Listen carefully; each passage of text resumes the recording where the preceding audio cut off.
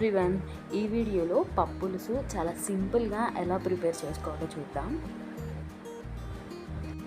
ముందుగా గిద్దెన్నర వరకు కందిపప్పుని ఇలా ఉడకబెట్టుకొని పక్కన పెట్టుకోవాలి. అలాగే చింతపండు కూడా నీళ్ళలో నానబెట్టుకోవాలి. ఇప్పుడు స్టవ్ మీద బాండి పెట్టుకొని అందులో ఒక 3 టేబుల్ స్పూన్స్ వరకు ఆయిల్ యాడ్ చేసుకోండి.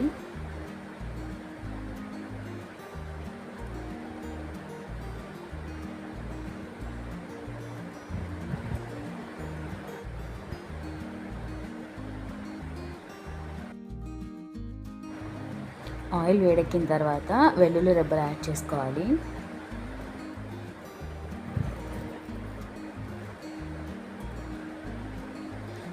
ఆ తర్వాత కొంచెం తాలింపు గింజలు కూడా యాడ్ చేసుకోండి, ఒక 2 టేబుల్ స్పూన్స్ వరకు.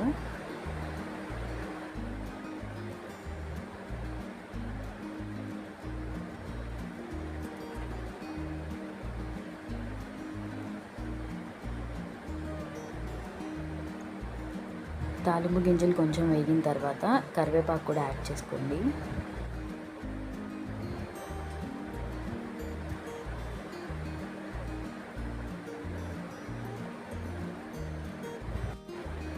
ఇప్పుడు ఉల్లిపాయ ముక్కల్ని కూడా యాడ్ చేసుకోండి. ఒక ఉల్లిపాయ అయితే సరిపోతుంది. అలాగే పచ్చిమిరపకాయ ముక్కలు కూడా యాడ్ చేసుకోండి. కారానికి తగ్గట్టు యాడ్ చేసుకోండి.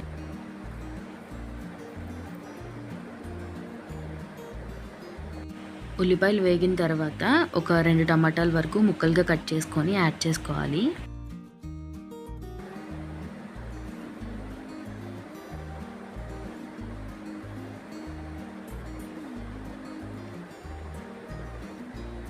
ఇప్పుడు కొంచెం సాల్ట్ యాడ్ చేసుకోండి, అంటే టమాటాలు మగ్గడానికే.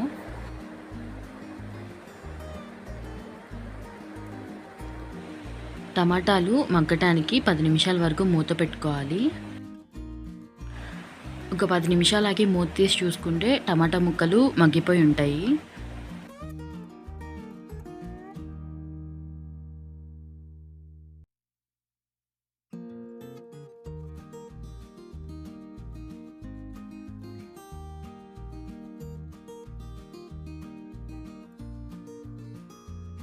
ఇప్పుడు ములక్కాయ ముక్కల్ని కూడా యాడ్ చేసుకోండి.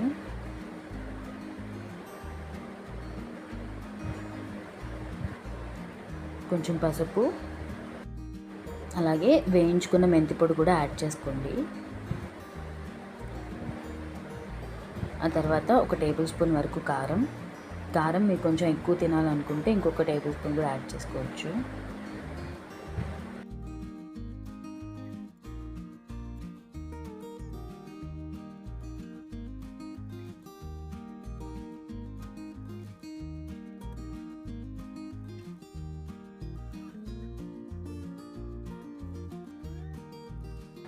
ఆ తర్వాత ఇందాక ఉడకబెట్టుకున్న పప్పుని యాడ్ చేసుకోవాలి.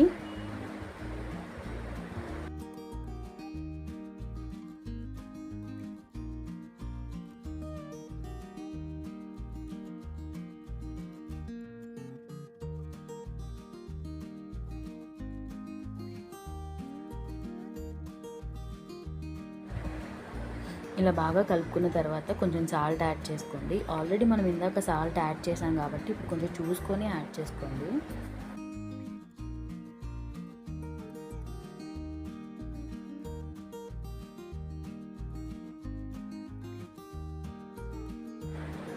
కల్లుప్పు కాకుండా మామూలు సాల్ట్ కూడా యాడ్ చేసుకోవచ్చు.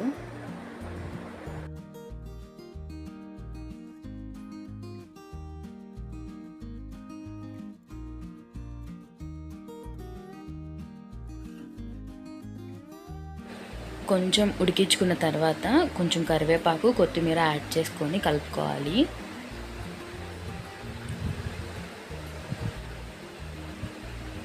ఆ తర్వాత ఇందాక నానబెట్టుకున్నాం కదా చింతపండు రసాన్ని కూడా యాడ్ చేసుకోండి.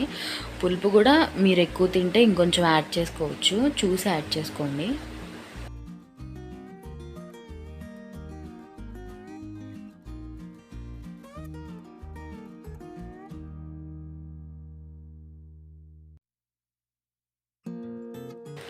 ఆ తర్వాత వాటర్ కూడా యాడ్ చేసుకోండి.